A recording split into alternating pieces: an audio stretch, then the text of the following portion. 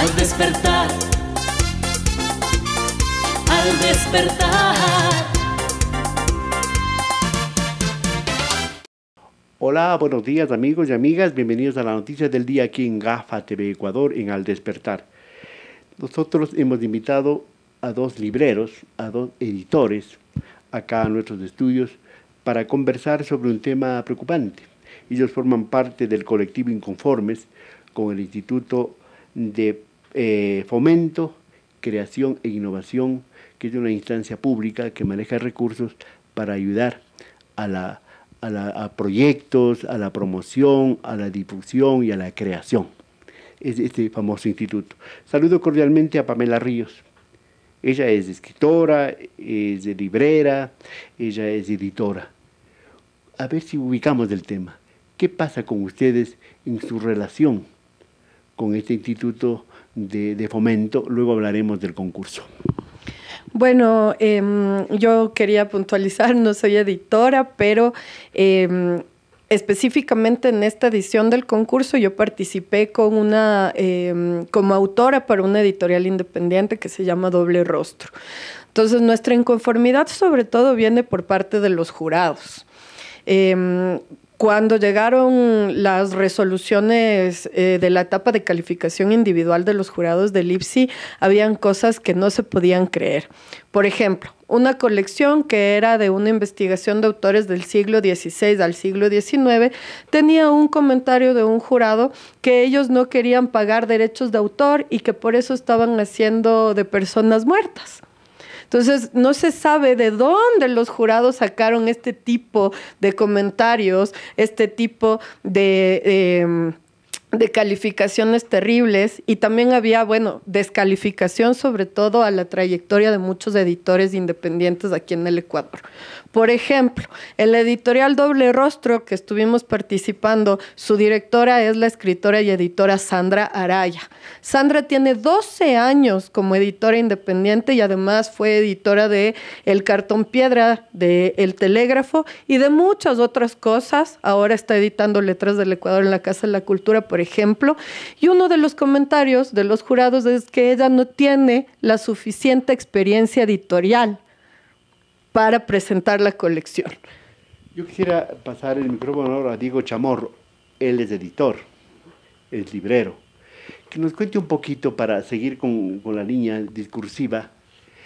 Este jurado, o sea, como que no tiene fortalezas, como que no tiene pertinencia, como que desconoce el tema. Diego, buenos días. Buenos días, ¿qué tal? En general, la cuestión del jurado fue bastante controversial en dos disposiciones. Yo también he participado como jurado en otro tipo de cuestiones, certámenes y demás, pero teniendo en cuenta siempre la claridad en el espectro o el contexto en el cual se está desarrollando. En este caso nosotros para esta convocatoria tuvieron jurados extranjeros. Primero que por lo menos yo dentro del campo editorial de estos jurados mexicanos, yo no los conocía ninguno en realidad.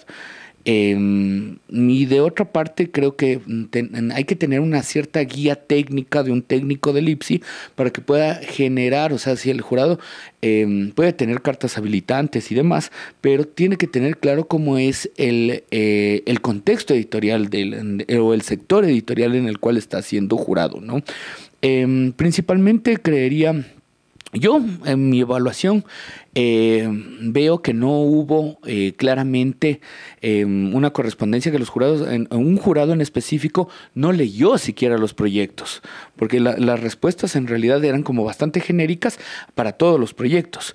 Y en otra de las cuestiones, en la asamblea del libro, esta última asamblea que nosotros tuvimos en Guayaquil, estuvo el director del IPSI y nosotros pudimos hablar con él, ¿no? Cuando se le preguntó, él dijo, bueno, veo que hay una cuestión general entre todos los editores o entre todo el sector del libro en cuanto a los jurados, pero no hubo una respuesta clara en realidad de una justificación en cuanto a ello, ¿no? Yo podría deducir que existe un poco una falta de planificación, una falta de organización, un poco de penetración para entender bien el tema.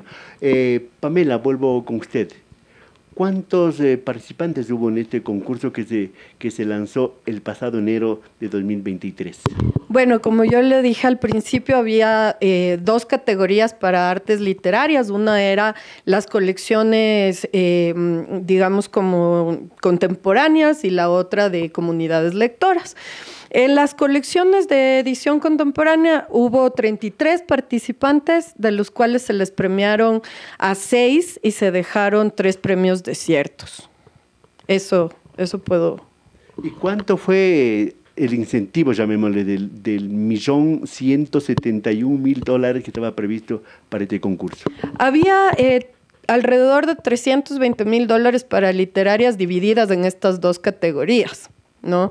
Entonces, obviamente, el de las colecciones no se llegó a dar todo el incentivo porque se quedaron 3 premios desiertos. Eran premios de alrededor de $20.000 para cada colección, para cada, digamos, proyecto. Diego Chamorro. Frente a esta situación, yo he oído explicaciones, justificativos y disculpas de Carrillo y de Carrasco, ¿verdad? Frente a eso, ustedes, ¿cuál es el petitorio? Como literatos, como editores, ¿qué están reclamando? ¿Qué están pidiendo? ¿Qué están exigiendo, Diego? Primero, tener en cuenta una clarificación de lo que está sucediendo, ¿no? Tenemos que tener dos cosas en función. El IPSI, que antes era el IFAIC, nunca estuvieron claras las políticas en las cuales se da el proceso del fomento en los concursos. Ellos nos explicaron que querían desarrollar otro proceso a largo plazo, pero ni siquiera las convocatorias públicas en las cuales se está dando ahora no son claras. No son claras ni siquiera en su estructuración, en su planificación, y peor aún cuando ya se dan los dictámenes y los veredictos, ¿no? Teniendo en cuenta también, creería yo, en este caso, principalmente porque esta es la única fuente de fomento que tiene estatalmente la cultura, ¿no?